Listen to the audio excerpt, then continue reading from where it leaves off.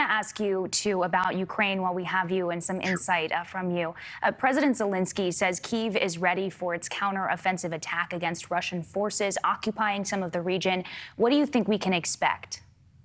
Well, the interesting thing is one of his very senior deputies today stated the exact opposite.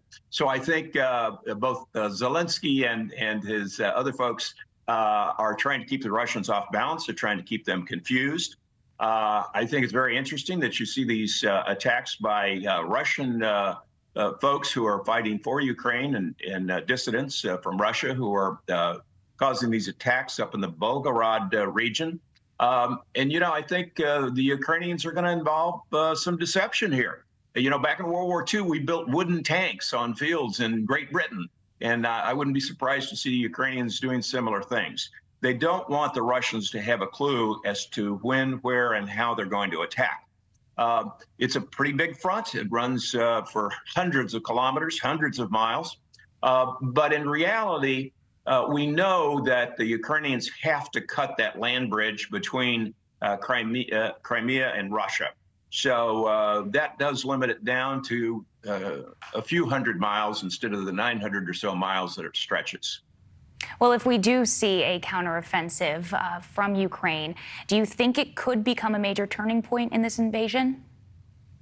I think so. I think with the newly trained brigades that have been trained to NATO standards and with the new equipment that they've got, I think they're going to be able to punch through those Russian lines. You've already seen the Ukrainians attacking Russian oil supplies, oil refineries. You've seen them attacking trains and air bases in Russia. They're doing that in order to disrupt the logistics supply, disrupt the flow of fuel and beans and bullets. You can't fight a war without beans, bullets, and fuel.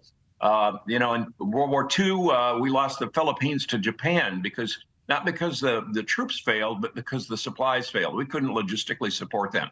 And that's what the Ukrainians are going to try to do to the Russians. They're going to cut off their supplies as much as possible in order to degrade those troops as a fighting force.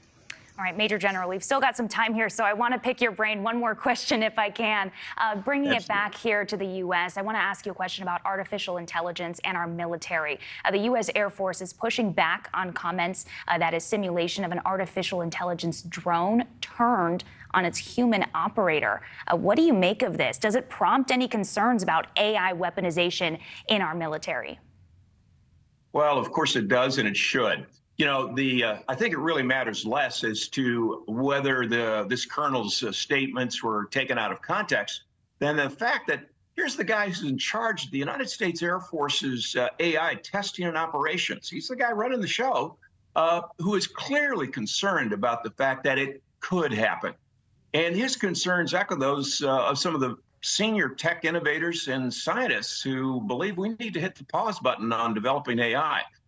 We can't rely on the industry to regulate themselves.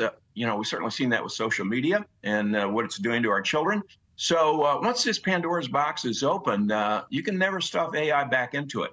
So we need to have a handle on it before we go any further with it.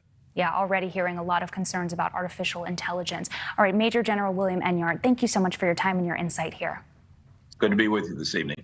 Thank you for watching. Go to newsnationnow.com to find News Nation on your television provider. And don't forget to click the red subscribe button below to get more of News Nation's fact-driven, unbiased coverage.